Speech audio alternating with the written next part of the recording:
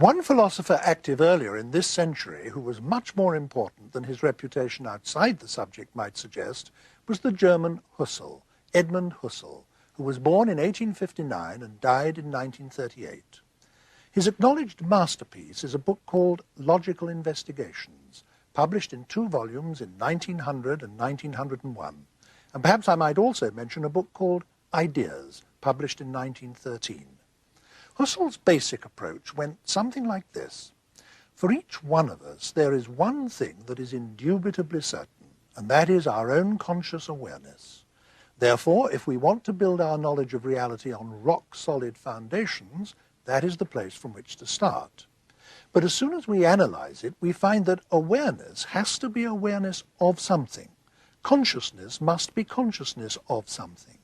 And we are never able to distinguish in experience between states of consciousness and objects of consciousness. In actual experience, however careful the analysis, they seem to be the same thing. Now, skeptics down the ages have argued that we can never know whether the objects of our consciousness have a separate existence from us, independent of our experience of them.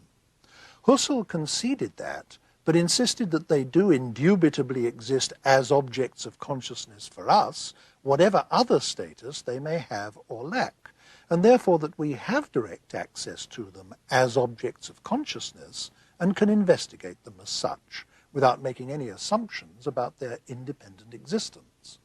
Thus, he launched a school of philosophy devoted to the systematic analysis of consciousness and its objects. This school is known as phenomenology, and one use of that word phenomenology continues to this day to refer to whatever is given in direct experience, regardless of any question of independent existence.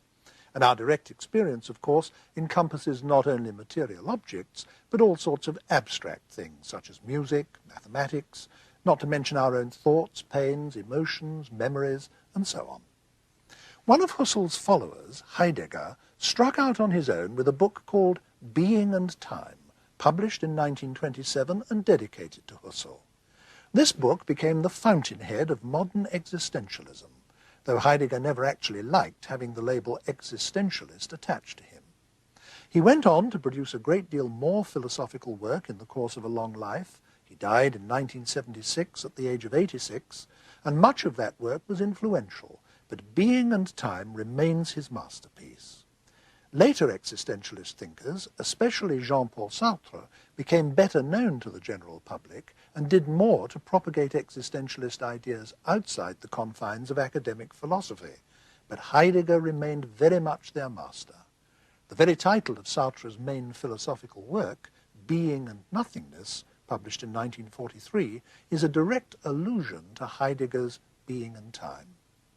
So here we have a clear-cut line of philosophical development, which we're going to discuss in this program, from Husserl to Heidegger and Heidegger to Sartre. And perhaps we might mention one other figure, Maurice Merleau-Ponty, who published an important book in 1945 called The Phenomenology of Perception. He and Sartre were great friends at one time. Together they founded and edited the journal Les Temps Modernes. But Merleau-Ponty died early at the age of only 53 in 1961. Here to discuss this major tradition within modern philosophy is Professor Hubert Dreyfus of the University of California at Berkeley. Professor Dreyfus, I said at the beginning of that introduction to our discussion that Husserl is probably not well known outside academic philosophy. How does it come about? Can you explain this for us, how somebody so little known generally is of such enormous importance inside philosophy? Well, it was Husserl's own idea that he was important that helped, and he was important in a reactionary kind of way. That is, he culminated a whole philosophical tradition, the Cartesian tradition, that thinks of man's relationship to the world in terms of subjects knowing objects. In fact, Husserl thought he culminated the whole philosophical tradition from Plato on, because he had discovered the indubitable basis on which one could ground an understanding of everything. Setting himself up like that, he's similar to the way Hegel set himself up as the culmination of idealism, so that Kierkegaard could rebel against Hegel in the name of the beginning of existentialism, and Marx in the name of materialism. So Husserl sets himself up as the culmination of Cartesianism. His last book is called Cartesian Meditations. And then other thinkers like Heidegger, like Merleau-Ponty, can understand what the tradition really comes to, and then they can rebel against it. Now, I tried to give a sort of lightning sketch in my opening words of Husserl's basic approach, but I think we need something a bit more substantial than that to get our teeth into. Can you fill that out a bit? Yes, Husserl's basic idea was that the mind is always directed toward objects under some aspect. So I am perceiving that table roughly, I'm perceiving that as a table, and from the top, I can remember it, I have beliefs about it, I could have desires about it. All my mental content is directed. And Husserl thought that was, in fact, what the essence of the mind. The mind and nothing else in the universe has this kind of directedness toward something outside of it, other than it. And there is a mystery here, isn't there? How, for example, if I think about astronomical questions, how events inside my head can relate to distant galaxies. Right. Husserl thought that was a wunderbar phenomenon, and he was ready to devote his life to trying to understand it. And his way of understanding it was to say there must be some kind of content in the mind that accounted for this aboutness or directedness. The aboutness or directedness is called technically intentionality in the tradition, and not because it has to do with our intentions, but because it has to do with this directedness. And he said there was something which he called intentional content in the mind, which was sort of like a description of reality. And it was by virtue of that description that I could perceive or remember this table under some aspect. Now, you said earlier that thinkers like Heidegger reacted against this. How did they react? Well, at first we should say what Husserl thought he got out of this. He got out of it an amazing finished edifice that is so impressive that one would naturally want to react against it. He thought, and quite rightly, that it didn't matter whether there was a table there or not. That is, it didn't matter to his philosophy. He could just bracket the table. In fact, he could bracket the whole world. All he needed to study was the fact that he took it that there was a table there. He performed what he called the phenomenological reduction. He reflected on his own intentional content. And what was special about that, according to him, was he had an indubitable basis to start from. It wasn't just that he had some kind of evidence that he took that to be a table. As he put it, he had indubitable evidence that he had himself produced. Taking it to be a table was just taking it to be a table. He couldn't be wrong about that. Secondly, he had absolute grounding, because I couldn't experience anything. Music, other people, tables, galaxies, as you mentioned. I couldn't experience anything at all except by virtue of my directed mental content. So he thought he had discovered the indubitable foundation, which is the condition of the possibility of our being able to encounter anything. And he found it in this relation of subjects directed toward objects. Now, that is, as you say, the culmination of a whole tradition of philosophy, stemming at least from Descartes, if not from before, of seeing man's situation as that of a subject confronted by objects. Now, it's that really Heidegger reacted against. That's right.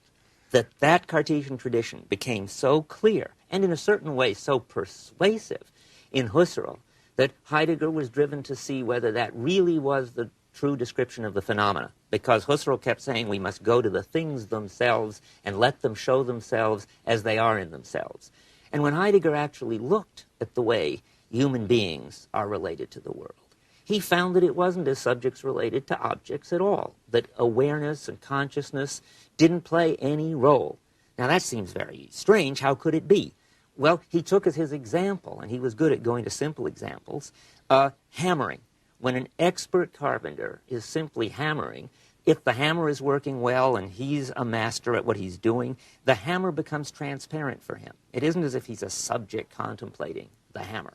Maybe he's paying attention to the nails, but if the nails are going in well and he's really good and he's been doing it all day, he doesn't even have to pay attention to that.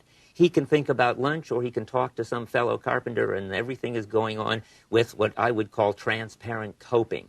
Heidegger calls that the ready to hand. when you look at our ready-to-hand relation to things, you just don't find subjects contemplating objects. This is such a contrast with the traditional approach to philosophy that I think it's worth going over it again, perhaps in slightly different terms, that from Descartes onwards, philosophers had thought of the human being as a subject relating to objects, and therefore, because of that, the central philosophical problems were seen to be how do we as subject have knowledge of these objects. And the central problems to which philosophers addressed themselves were about perception, about whether we have any certain knowledge at all, if so, how we got it, how we knew we had it, and so on. Now, Heidegger isn't saying that these problems don't exist, but what he's saying is that this is not what is central to the human situation. We aren't, as it were, separate subjects looking through some invisible plate glass window at an objective reality which is out there and to which we try to relate or of which we try to get knowledge. We are, from the beginning, in amongst it all. We are in there in the world, so to speak, coping with it, so that we are not primarily observing or knowing beings at all in the way that traditional philosophers have treated us as being. We're coping beings, or he might have been inclined to say, we're being beings. And it's from there that we start. That's right. It's a relationship of, for instance, as Gilbert Ryle put it when he reviewed Being in Time. He reviewed both Being in Time and Husserl's logical investigations. He thought they were both good, but he thought Heidegger was really onto something interesting. Ryle distinguished knowing that, which is what the tradition had always been interested in, from knowing how, which is what he took Heidegger to be interested in. And that isn't just to claim the primacy of practical activity, though that's radical enough. The pragmatists have claimed that, too. It was to have an analysis of practical activity that didn't need to bring in mental content, like desiring, believing, following a rule. You could try to explain hammering as in more mental activity. But Heidegger said if you really observe it, or to take another of his favorite examples, he said to his students, when you come into the classroom, you must turn the doorknob. But you don't observe the doorknob, believe that you have to turn the doorknob to get in, try to turn the doorknob. All we know is here you are in the classroom and you couldn't have got here without turning the doorknob. You have no memory of it because the whole activity was so transparent it didn't even pass through consciousness. A driver has the same experience shifting from first to second. They do a lot of fancy footwork with the clutch, but they can be carrying on a deep philosophical conversation. It doesn't even have to be conscious. Although these examples are mundane and trivial, what they actually illustrate is of enormous importance, isn't it? Because what they show is that our conscious act, or even that is begging the question, that our activity is not characteristically determined by conscious choices and aware states of mind at all. And that is of great significance. That's right. Now, Heidegger didn't want to deny that there was a place for that. He said in his language, first and foremost, we are coping beings already involved in the world. But if something should go wrong, for instance, in the hammer case, if the hammer is too heavy, then I will notice this aspect too heavy, and I'll become a problem solver like the tradition thought human beings were. I'll become a rational animal, and I will say, for this task it's too heavy. If I take another hammer, then it might work better. The kind of Aristotelian practical syllogism. All of that has its place. The same if the doorknob sticks. Then I have to try to turn the doorknob. Heidegger calls that the unready to hand. And he thinks that's the level, I presume that he thinks that's the level at which Husserl came into the story. One crucial step too late. And there is another level while we're at it, which Heidegger calls the present at hand, which is important too. We can get in a stance of just staring at the object. If the head flies off the hammer, for instance, or if the nails are missing, or if we're just feeling in a relaxed attitude of wonder, we can see the hammer as a wooden shank with an iron blob on the end. Then we see it as an object with properties. It weighs, say, 1 pound. That's the level, too, that philosophers have always studied. There's a whole logic of subjects and predicates discussed in what's called the predicate calculus. That has its place, Heidegger would say. But that's a third level down the line, after you've left out the everyday coping and even left out the practical situation in which things can break down, because that hammer isn't even a broken down hammer. It's just a piece of wood with metal on the end. But that's important too, Heidegger would say, because it's by relating those kinds of predicates with laws that we get science and theory. And Heidegger thought science and theory was very important. He has what he calls an existential account of science in being and time. But what's important to him is to realize that to get to these predicates and laws of science, you have to leave out the whole level of practical coping in the world. So you shouldn't have the idea that scientific theory that can explain causal things very well could ever explain the everyday, meaningful world of significance that Heidegger wants to talk about. Because what he's saying, in effect, is that we only become conscious of things, in most cases, when something goes wrong, when there's a specific problem. But that for most of the time, we're kind of moving in a medium, we're swimming in a medium that we take utterly for granted and are not conscious of and don't direct our attention to at all. And one consequence of that is that, unlike traditional philosophers, he sees the world as being, not as being something that's inferred. I mean, the traditional philosopher talks as if what I have access to is my mind with its contents, and from these contents I infer the existence of a world external to myself. And Heidegger is saying, no, that is not actually what the situation is at all. The world is not something I infer. I start with it and in it. Is that That's not so? right. The way he put it was that philosophers since Descartes had been trying to prove the existence of the external world, and Kant said that it was a scandal that no one had successfully proved the existence of the external world. Heidegger says in Being and Time, it's a scandal that people are trying to prove the existence of the external world, as if we were stuck with this internal world and couldn't get out, whereas we are, as he puts it, being in the world. I think I should explain that a little bit further, because we've only talked so far about the directedness being not the kind of mental directedness that Husserl was interested in. But any particular directedness of my mind toward the hammer I'm using, of me, not my mind, toward the hammer, using this hammer, takes place on a whole background which he calls the world. The hammer only makes sense in terms of nails and wood and houses and a totality of equipment, which he calls significance. And my skill of hammering only makes sense in a whole background of other skills, of standing and moving and wearing my clothes and talking and so forth. So it's on the background of the world and my capacities for being in that world, or really being of that world, you might say, that anything gets encountered at all. So, as you say, you can't call that into question. No. And this launches him into forming a view of human beings which is radically different from the traditional philosopher's view of human beings, isn't it? Can you begin to tell us what that is? Well, certainly he can't talk about subjects or persons or minds, or and he needs a completely new word to even talk about this ongoing activity on a background. And he chooses brilliantly to as a word, Dasein. In German, Dasein means simply existence. Like you earn your daily bread, you would earn your daily Dasein. But it also means, if you take it apart, being the there. And so he thinks that this activity of human being, which he sees as an activity, is an activity of being the there, which for him is being the situation in which this coping is going on. So when I'm driving, there is, if we're looking at that aspect of me which is coping, not at my body, it's just identical with the driving situation.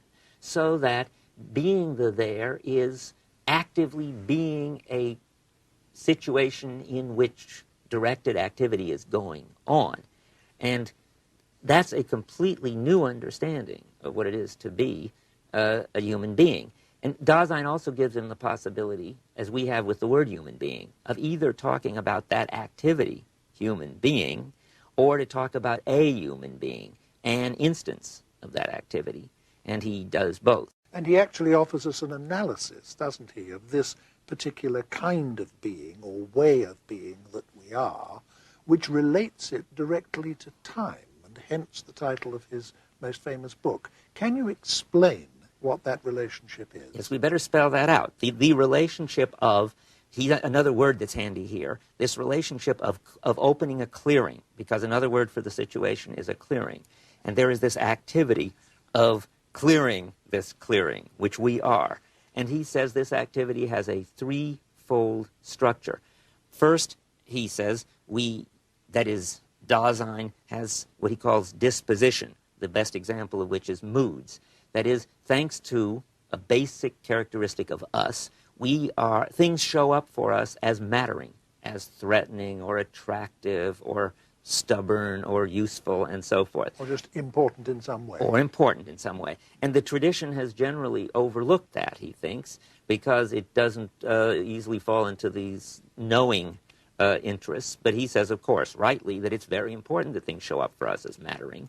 And they do because we have this basic characteristic called disposition. And we're always already in a situation, and it always already matters some way. We don't ever get behind our moods and start from no mood and then step into one. The second structure he calls discourse, which is a little bit misleading, but it grows out of a kind of interesting pun.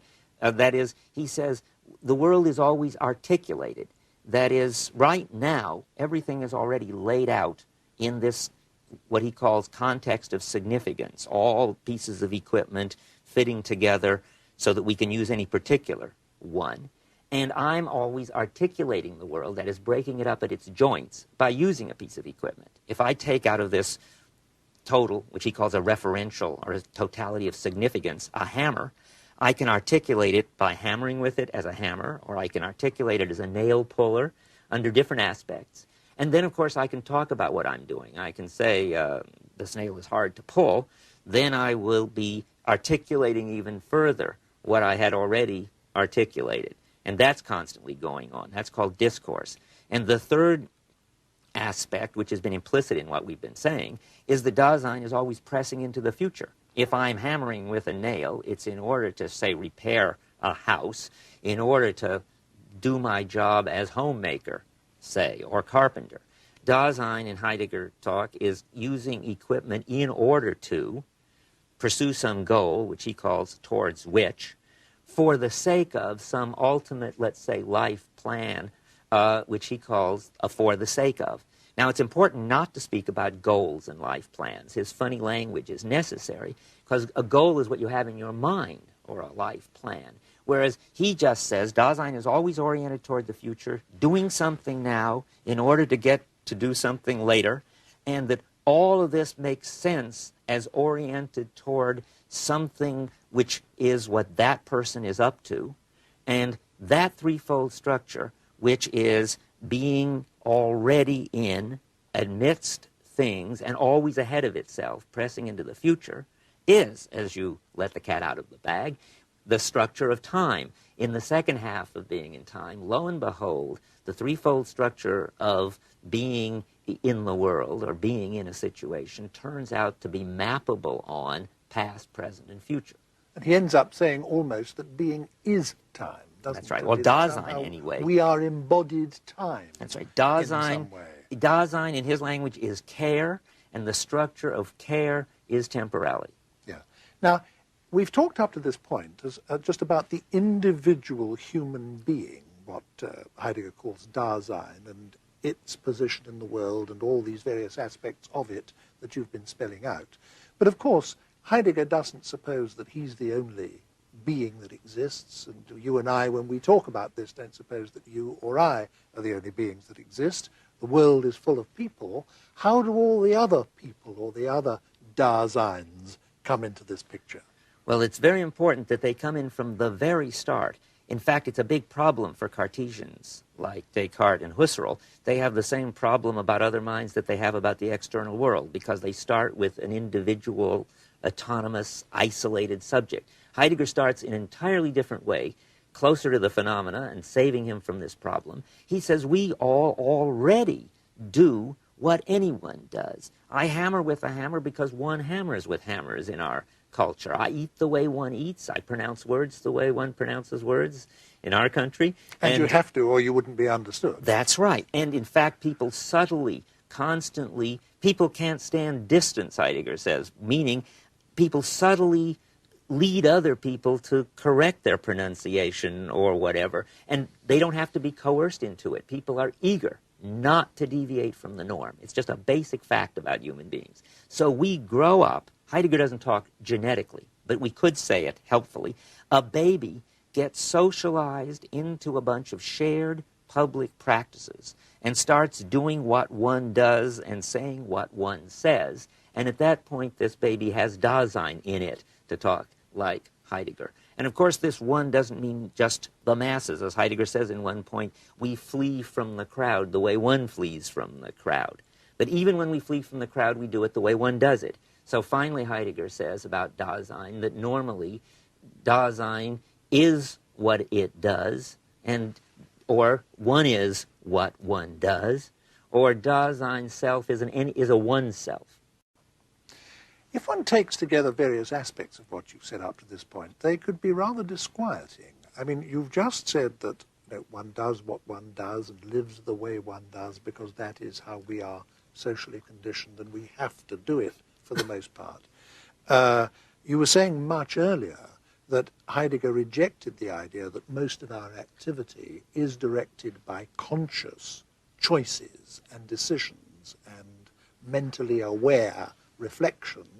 If you take these things together, doesn't that rather reduce the human agent to a sort of zombie? I mean, somebody who is merely responding to pressures on him from outside in an unreflecting way. That's quite right. This anyone, this self that just does what one does in an unreflective way sounds pretty much like a very zombie-like character. But Heidegger is trying to do things the other way around. He now will show you how we can get free individuals to crystallize out of this rather amorphous public us. And that's the subject of Division 2 of Being and Time, the subject of authenticity, what the part of Heidegger which is really existentialist. So far we haven't said anything very existentialist. But in Division 2, Heidegger talks about guilt and about death, which I don't have time to go into here, but guilt and death all turn out to be versions of anxiety, which we better talk about for a minute. A Dasein, according to Heidegger, any Dasein, anywhere, is always dimly aware that the way the world is ungrounded. By that I mean there's no reason why one has to do things this way. It isn't because it's rational to do things this way. It isn't because God ordered us to do things this way. It isn't because human nature requires we do them this way. Heidegger is, as an existentialist says at one point, that the essence of Dasein is its existence, meaning there is no human nature. We are what we take ourselves to be, how we interpret ourselves in our practices. But that is rather unsettling, and that's exactly his word for it. Anxiety is the experience, is the disposition that is our response to the fundamentally unsettling character of being Dasein. And the question then is, what do you do about it?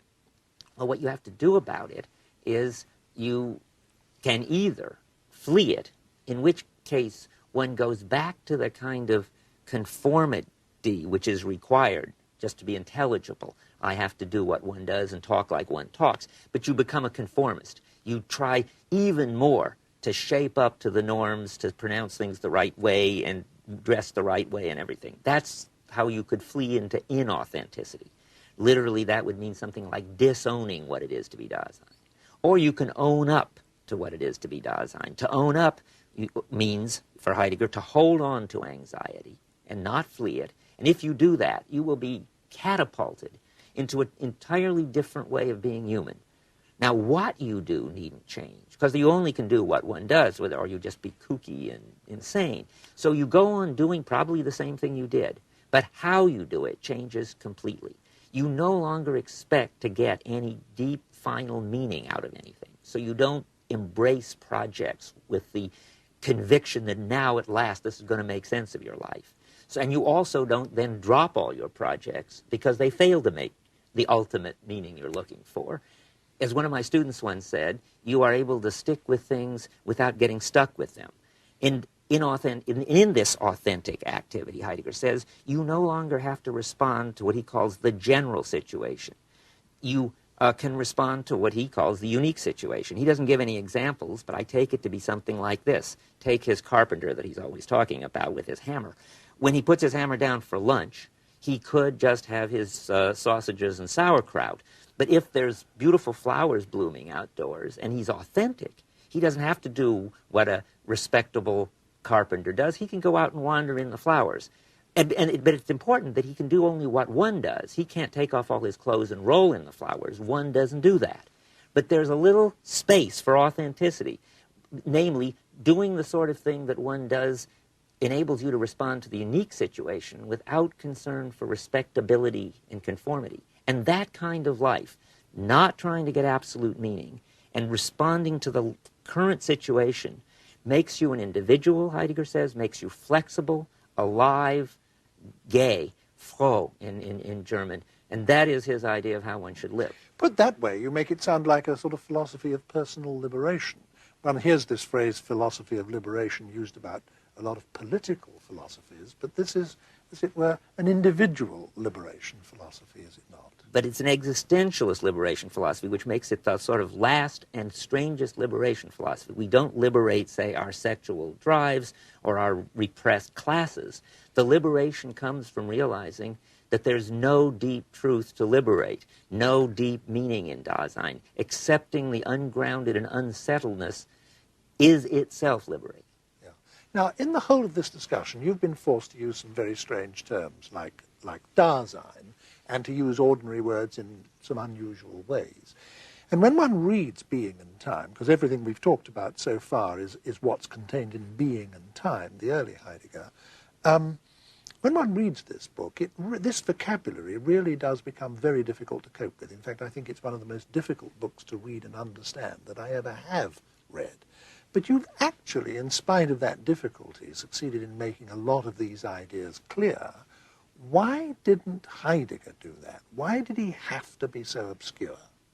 Well, it's implied in what I did. If he could have done what I was just doing, namely using the wrong word and then backing off and using the right word, that probably would have been the best thing to do. For instance, I talked about goals and then said, but of course they're not really goals because that's too mental. And life plans, but they're not really plans. And then I introduced his funny language, the towards which and the for the sake of. And I said we had to use Dasein because we're a way of being, but not a mind directed toward things. In general, he would say, the whole philosophical tradition has passed over the world and our usual kind of involved coping with the world, not only because it's something you don't notice if everything is going well, but also because we have no language for it, since we don't need any language for it. We need language for how to repair the doorknob and how to get a lighter hammer if the hammer is too heavy. But we don't need language to describe the way everything is when it's going transparently well, and the kind of being we are when everything's going transparently well. So Heidegger would say he has to make up a whole new vocabulary for this, and once you get in it, it does seem to be the right economical vocabulary, and he uses it rigorously, so that when he's taken up a new word like ready to hand, unready to hand, or present at hand, he sticks to it. So once you get in this language, it's really a very elegant and simple language. Being and Time was presented when it was published as being the first volume of what was to be a two-volume work. But Volume 2 never came out, did it? Because Heidegger, in fact, changed his views, and that made him unable to finish the project. And this change is itself very frequently referred to in the literature about Heidegger. It's called the turn, die Kehre, the German word. Now, in what way does the later Heidegger differ from the earlier Heidegger? What are the real grounds of the difference? There are a lot of different views of this, and it's not a settled question in Heidegger scholarship. People say he went from a resolute sort of grasping of things to a kind of openness and so forth. That's probably true, but I don't think that's the essence of it. There is, at one point, I think he says it clearly, where he says that he has changed to thinking being historically, and that's what he wasn't doing before. You can see that he wasn't doing it before, because everything I've explained so far was supposed to be about the structure of all human beings anywhere, anytime. Even anxiety was supposed to be what any human being experienced and fled from or faced up to. But now Heidegger gets the idea that there is something special about each epoch of our understanding of being, and that he had been talking only about the modern epoch without realizing it. And he begins to try to describe these various epochs. For the Greeks, they felt rooted, they weren't unsettled, and things showed up for them as natural, and they appreciated them. And for the Christians, they felt that they were created, and that all the things they dealt with were creatures, and that they could read God's plan out of the world. And for us, we have another understanding of being, an understanding of being where everything is objects for us to control and use, and we're subjects with desires to satisfy. So that these are all different understandings of what it is to be a thing, what it is to be a person, what it is to be an institution. Heidegger would say different understandings of what it is to be. And if you have a different understanding of what it is to be, then different sort of things show up. For the Greeks, heroes showed up and beautiful things in Homer. For the Christians, saints and sinners showed up. You can't have any saints and sinners in Greece. They would just be poor people that everybody walked all over. You can't have any heroes in the Middle Ages. They would be proud people who were damned. So different sorts of peoples and things show up. And Heidegger now thinks he should talk about the kind of peoples and things that show up in our understanding of being. Now, one of the ways you can point out this change, just for an example, is he thinks anxiety isn't a universal structure.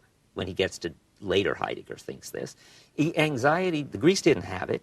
Christians didn't have it. He thinks we have it because we have what he calls a technological nihilistic understanding of being, and that is a distressing, rootless, anxious-making understanding of being.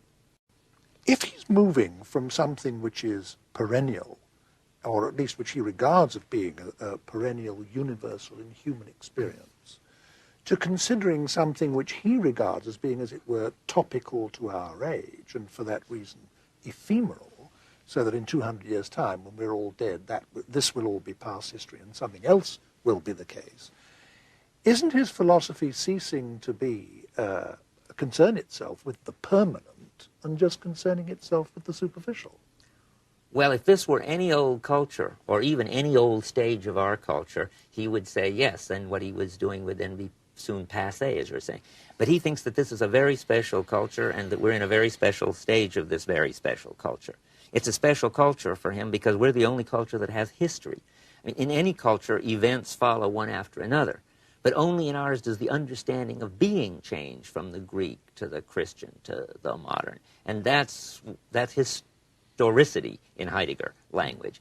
And we happen to stand in a special place in our culture. An understanding of being that started with Plato 2,000 years ago has gone through all sorts of philosophical and practical transformations until it is now finished in Heidegger terms. That means all the philosophical moves have been tried and played out, completed, and now it's done for. It's a sort of pun on finished. He gets this idea from Nietzsche, who influenced him a lot. We have reached a stage of planetary technology where we are now taking over the whole planet. Our understanding of being is dominating every understanding of being. And our understanding of being has come to a dead end, which Heidegger calls nihilism. One aspect of the late Heidegger, which we haven't touched on, and we must, I think, before we move on to the thinkers after Heidegger, is his concern with language. The later Heidegger is not just concerned with language, he's almost obsessed by language, isn't he? Why is that? Well, we're in a way set to see that, because since there's no way the world is in itself, language isn't there to correspond to reality, nor is language there just to be made up arbitrarily. For Heidegger, a vocabulary, or the kind of metaphors one uses, name things into being. When in California somebody said that everybody was laid back, there were already people with hot tubs taking it easy and taking drugs, but now they discovered that that all fitted together and they were laid back, so there was more of it. So language is a marvelously powerful way to change the practices, focus them, and add new practices to Dasein's way of life. So it's the poets, not the philosophers or the priests or the scientists, who are the vanguard of humanity and the hope of some new understanding of being. Now, I think we've been quite right to devote almost the whole of this discussion to Heidegger, because he is far and away the most important 20th century existentialist philosopher. But I did say in the introduction to this discussion that we would touch on others, and I think we must do so now before we bring the discussion to a close. What I mentioned specifically Sartre and Merleau-Ponty. Let's take them in that order, the chronological order. How would you characterize Sartre's relationship as a philosopher to Heidegger? Well, Sartre starts out as a Husserlian and becomes a phenomenologist, writes a good novel called Nausea, which is a phenomenological description of a world breaking down. But then he read Heidegger and he was converted to what he thought was Heidegger. But he felt he had to fix up Heidegger as a Frenchman and make it Cartesian. So he starts with the individual subject and tries to get and to talk about death and guilt and all the things that Heidegger talks about. But that's a disaster, because if this story that we've been telling is right, that's what Heidegger was trying to free us from. In fact, when I went to visit Heidegger, he had Being and Nothingness on his desk in German translation. And I said, "Oh, you're reading Sartre?" And he said, "How can I even begin to read this muck?" His word was Dreck. And that's pretty strong, and I think that's accurate, because what happens if you treat Heidegger as if he were talking about subjects is you really push him back to Husserl. It's difficult to believe, actually, that Sartre will survive as a philosopher at all, though he might survive as a novelist and a playwright. What's your view of Merleau-Ponty? I'm very much more impressed with Merleau-Ponty. I think he's a great philosopher and will survive. His great contribution was to bring in the body as our way of being in the world. There are two big gaps in being in time. One of them is that Heidegger never talks about the body, or even about skills or practices. I put all that in to explain the ready to hand and the understanding of being. Now, Merleau-Ponty, because he does talk about the body, and it's the body that acquires skills, he answers Sartre, for one thing. He says we're not free. We're restricted by having the same sort of bodies everyone has, and by the fact that what we do becoming habits in our bodies and skills in our bodies, which we're not arbitrarily free to change. And this both answers Sartre, and in a way, oddly enough, Merleau-Ponty, answering Sartre, who was like Husserl, reinvents Heidegger, but filling in the gaps. The other gap is perception. Heidegger talks about perception as if it was just staring at things. And that is unfortunate, because it does seem as if we spend a lot of time not only using things, but seeing things. But Merleau-Ponty has an analysis of perception as a embodied activity in which we move to get an optimal grip on things, which makes it more of the ready to hand, thereby completing the Heidegger picture. Now, all of the four named philosophers that we've been discussing, Husserl, Heidegger, Jean-Paul Sartre, and Merleau-Ponty, they're all dead. Sartre only recently dead. Do you regard this whole tradition of philosophy that we've been talking about as something that's now closed, or do you regard it as very much an alive and ongoing enterprise? I think it's very much alive. Even the phenomenology, the Husserl side, which Heidegger was trying to kill off, is very much alive. The Husserl is alive in two ways. One is that if you want to describe the phenomena, what it's like to listen to music, what it's like to have sexual desire, any phenomenon, Husserl gives you a license to do it and a method for doing it. And we have young philosophers in Britain who are doing precisely that sort of thing now. And in the United States, too. Yes. The other side of Husserl is, if anything, even more alive and active. Namely, he was interested in the structure of the intentional content, of that in the mind that enables us to refer to things. Now there's something called cognitive science, actually trying to investigate empirically the structure of our mental representations, as they would say. And Husserl has laid down the general guidelines that anybody doing that investigation will follow. Or if you're trying to build a mind, as people using computers and artificial intelligence are doing, Husserl is also the father of artificial intelligence. Many of his ideas that the mind follows hierarchies of strict rules are now being cashed out into computer programs. So Husserl's doing fine. Heidegger's doing fine, too. Early Heidegger, Being in Time, is not perhaps as much followed now as it should be. I'm using it. The way I use it is as I've been using it here. If you actually get back to the phenomena of our engaged everyday activity, you can criticize the linguistic analysts who either trust their intuitions or trust our linguistic categories. Heidegger would say, and I think a description of skills shows it, that if you trust our intuitions, you talk always about beliefs, desires, and so forth, and that's not an adequate description of what's normally going on. It's only a breakdown description.